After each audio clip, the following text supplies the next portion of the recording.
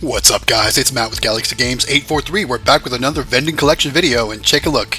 We show up to our laundromat location and our coin slot is taped over with blue tape. That's not a good sign, right?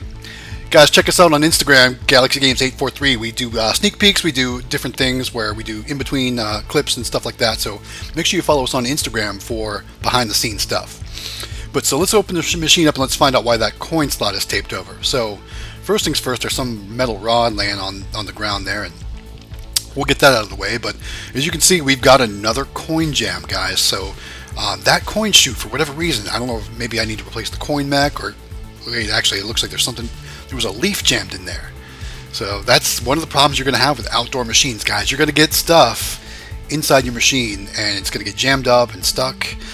But this coin mech, for some reason, likes to jam up, every now and then. We'll go for months without it, and then it'll be like 1, 2, 3 times in a row it happens. So this is our second jam in like a 2-week period, so hopefully we're going to be in the clear for the next little bit of time, hopefully anyway.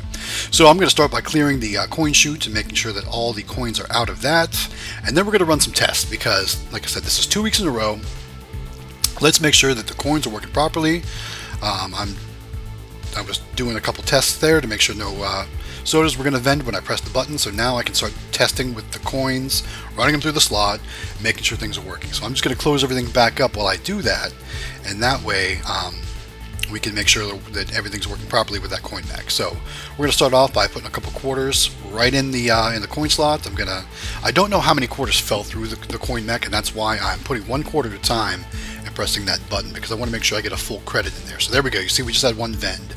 So now we know that there's probably, 0 out of 4 credits or quarters inserted into that coin mech at the time. So we're going to go ahead and do one more test just to make sure things are working properly, because I definitely don't want to have this be a problem where customers are losing their money and getting upset with our machine, and like in the last video it looked like they had shook the machine or done something to try and get their money out of it, or their refund back when they lost their money. So I definitely don't want to build a reputation where we're known as the company that our machines take your money. We definitely don't want to be that. So I want to make sure everything's working properly. So now I'm going to go ahead and do my test. So I'm running a quarter at a time, pressing the button to make sure that once after 4 quarters are in, it vents. So there we go. Mountain Dew vended just fine. Everything seems to be good. I'll put the rest of the quarters back in the coin box, and now we can move on because now everything seems to be working properly. So next step, after we got that cleared, we're going to do our inventory. So this is where I calculate exactly how many cans of each brand of soda, or each flavor, I guess you could call it, of soda, are in the machine. And the reason why I do that is I like to, keep an inventory of exactly how much product I have on hand at each location, plus back at the shop as well. So that way I always know how much soda I have on hand. And it actually, it comes in really handy when you're at the store and you're picking up inventory and you're not really sure what to buy. That way you can check all your levels. And of course it's not real time, it's only as of my last visit, but you can check all your levels to kind of see what you need and where you're at. And I find it to be very helpful, especially, like I said, when I'm out shopping. So I've been going from grocery store to grocery store and following the sales. And it's funny though, because 12 months ago, like 1 year ago, the sales that were happening then are so much different than what's happening now. And you would think that with this whole pandemic that sales would be better, and they are worse, as funny as that sounds. So 1 year ago, I was consistently finding sales where you were getting 4 12-packs of soda for $10. So 4 for 10, it came out to be $2.50 per 12 pack, which came out to be like on the low 20s, low 20 cents per can, maybe like 22 cents or something per can. So this year,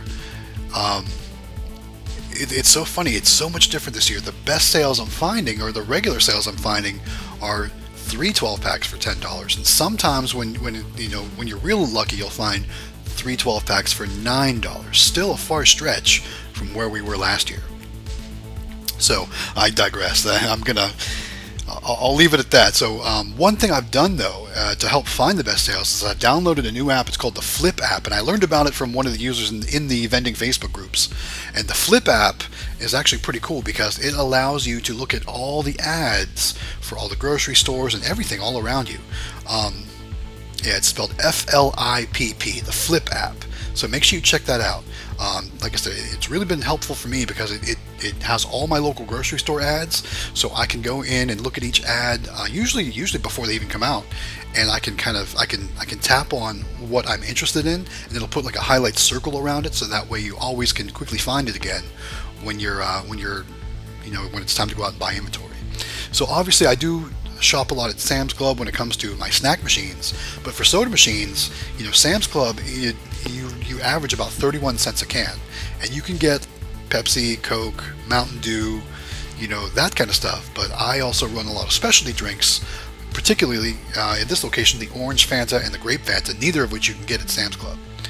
But at the same time, you're still paying 31 cents per can, and following these sales, I'm averaging 25 cents to 27 cents per can.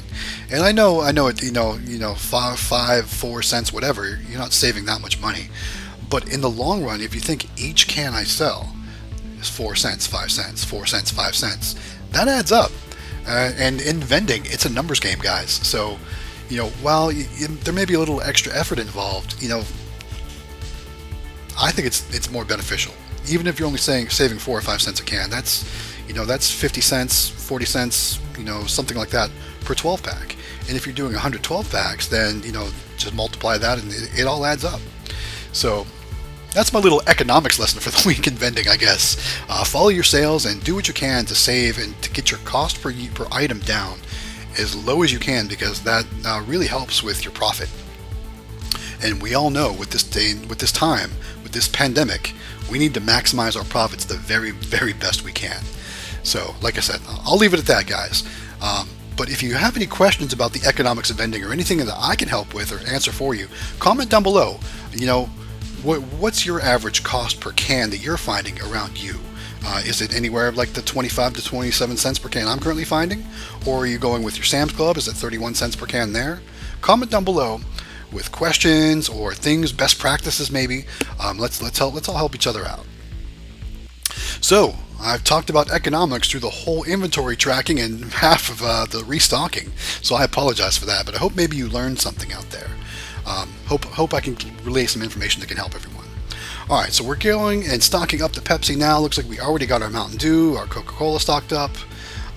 So this machine is just about there. I think we need to do some of that Fanta, because like I said, the Fanta is pretty popular at this location. So let's go ahead and check to see what is next. Looks like we got Orange Fanta next. Yeah, and I don't know why, but making this video this week is making me really thirsty. I wish I had one of my sodas right here now. But you all know I don't drink my own inventory. That's never a good thing. Don't drink your inventory either, guys. That's another way to save money in the vending business. Don't drink or eat your inventory. Save it for your customers. Alright, so we're getting that Orange Fanta stocked up, and I don't know if I'm going to be able to fit a grape.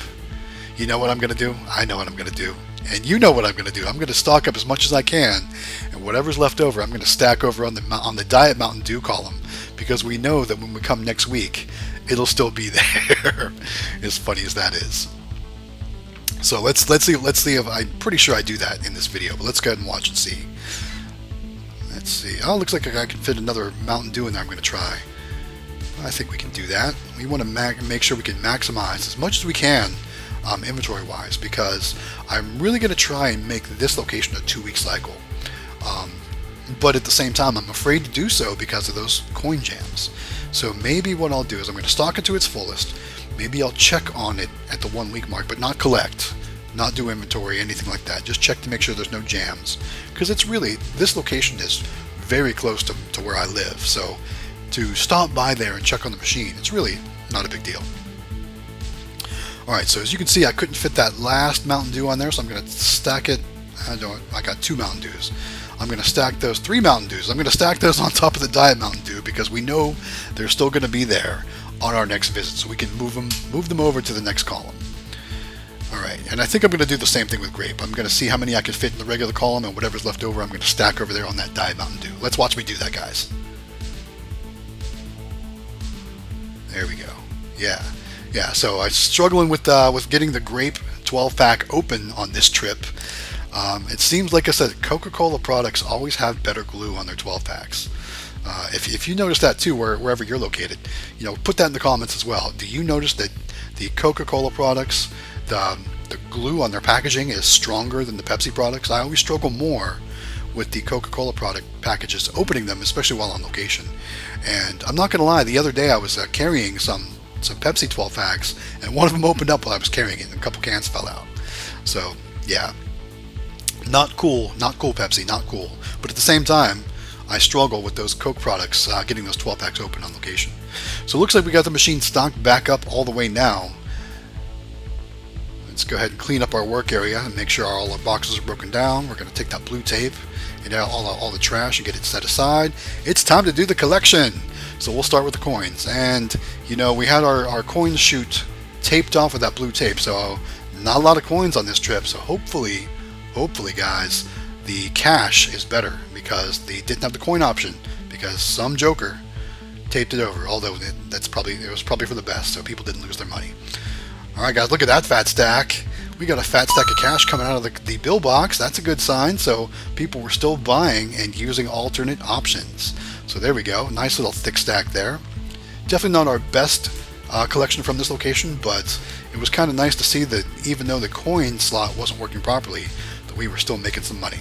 So let's go and get the machine locked up, and then we're going to deliver the commission. Now we're going to give, we're in the month of May, so we're giving our April commission to the laundromat.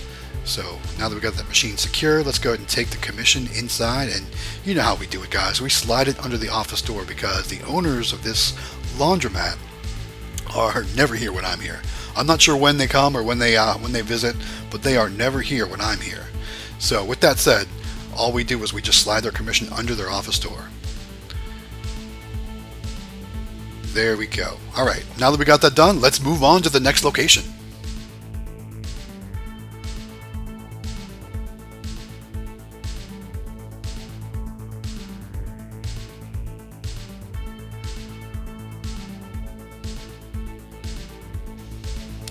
Alright, next location is our truck accessory shop, and you can see they still got all those crazy signs and their caution tape up and everything for that pandemic that's going on. I find that kind of funny. Anyway, let's go check out the machine. So we've got a Dixie Narco 180 soda machine. It's a nice little small machine. It's perfect for their little waiting area. And as you can see, they put all kinds of stuff all over it, like window tint prices, and they've got both the English and Spanish version of the stop and be careful with this whole virus thing going on. So yeah, I'm honestly, I'm kind of getting sick of seeing the signs and hearing about it. I'm getting kind of over it at this point. And at this point, we've got all but 2 locations open. Our barbershop location is opening on Monday, which is 2 days from now. Because I'm actually, at the time of this recording, I'm doing this on Saturday, the 16th. So Monday the 18th, our barbershop location opens, and then we'll only have one closed location, which is the game store location. So I'm looking forward to getting everything back online. We're one store away. So hopefully that one will be opening up soon as well. Alright, so opening this machine up, we're going to do our inventory, and then we'll do our stock. So right now I'm just checking the Pepsi inventory, just doing a quick count and updating my spreadsheet. Again, because it really helps on the fly when you're out buying your inventory and getting things ready. It helps to know what you need to buy and what you don't need to buy, things like that. But this location is so unpredictable when it comes to the Diet Mountain Dew. Sometimes it does really good, sometimes it does really bad. In the last collection we were here, I think we had to add 2 12 packs of Diet Mountain Dew, and I've only got one with me this time. So it looks like it's going to be good because we can now fit that one 12 pack of Diet Mountain Dew in there.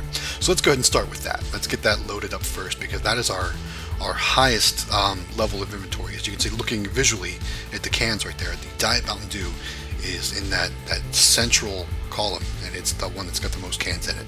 So let's make sure we can fit one whole 12 pack of Diet Mountain Dew cans in there, and that will gauge us for the rest of our inventory stock. So there we go. Stocking up the Diet Mountain Dew. Looks like it's going to fit all 12. Yeah, I think we had no problem fitting all 12 cans of Diet Mountain Dew there in that central column. We got one more. There we go. All right, all 12 cans fit. So that means that a 12-pack of Mountain Dew, a 12-pack of Pepsi, and a 12-pack of Coke are all going to fit in the existing space in those columns that we have. So let's go ahead and do that Mountain Dew next, and then I'm going to have to run out to the car to get a Pepsi and a Coke because I've got those out there. I only brought in a regular Mountain Dew and a Diet Mountain Dew because I wasn't sure what to expect with this machine. So it is what it is, guys. Let's get the Mountain Dew stocked up.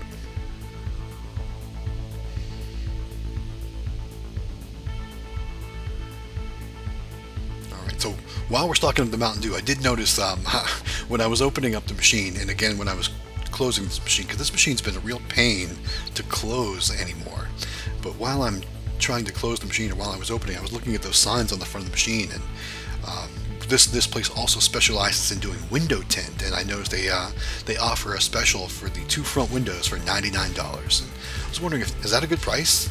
Anyone out there do window tinting, or are they friends with a business that does window tinting? And would $99 for the 2 front windows be a good price? I don't know.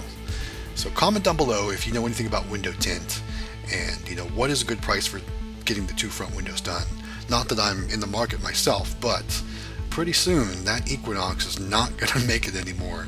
It's going to be time to upgrade to a truck. So once we get to that point, I may be interested in doing some window tint, especially here in South Carolina. That sun is hot, and it will beat down on you right through your window in the car. So comment down below, is 2 windows for $99 a good deal, or do you think I could do better? Comment down below and let me know what you think. Alright, going back in, we've got our Coke and our Pepsi 12 packs in tow. We're going to go back to the machine, fill those 2 up, and then we'll do our collection. And I did notice the owner was back in the shop on my second trip in, so I made sure I waved to him because he was on the phone. While we're talking about that too, how does when you visit your location, how much time do you spend talking to the employees or talking to the owner? I definitely try to, but all the employees on this trip today, they all seemed busy. The owner was on the phone. The other employees were working with customers the whole time I was there, so I didn't have really any interaction.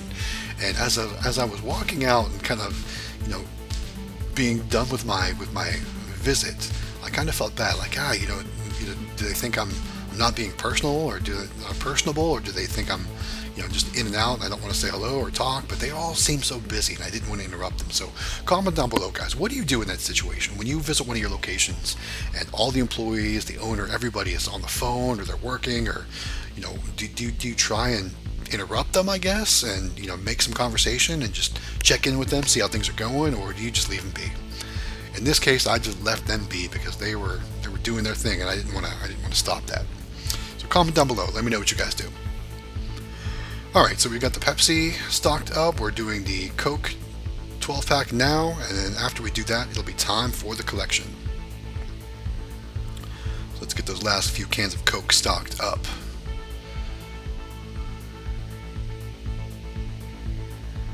All right, there we go. Break the Coke box down, and that glue is going to be challenging again. There we go, got it taken care of. Now let's do our collection, guys. This is what everybody loves, myself included.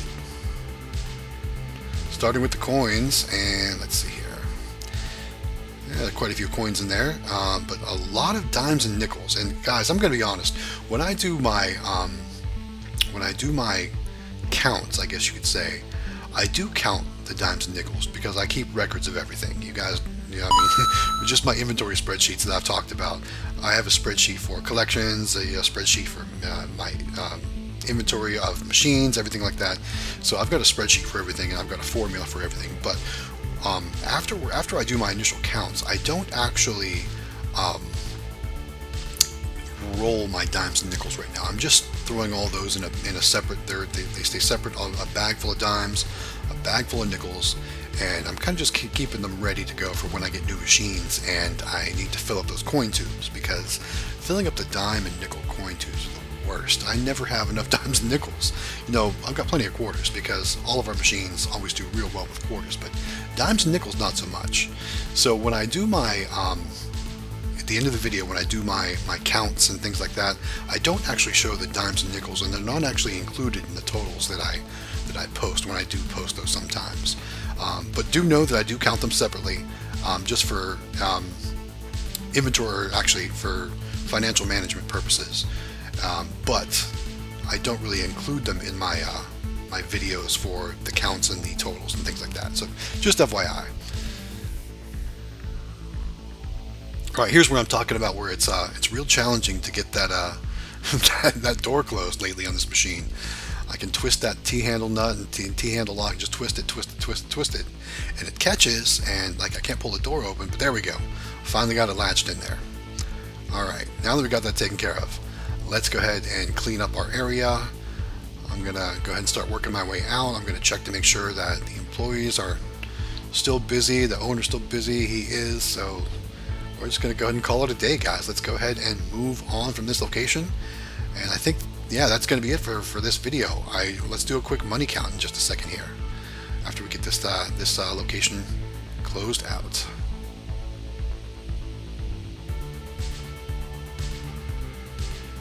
Alright guys, here we go. So you notice we got 2 rolls of quarters in the front because we didn't have a lot of quarters this time. Our laundromat coin slot was closed, and the truck accessory shop did a lot of dimes and nickels. So let's count our ones, and then we'll add our $20 worth of quarters in. So the money machine is counting the ones, and it looks like we've got 86 ones plus another $20 in quarters to make 106 for 2 locations on a 1-week collection.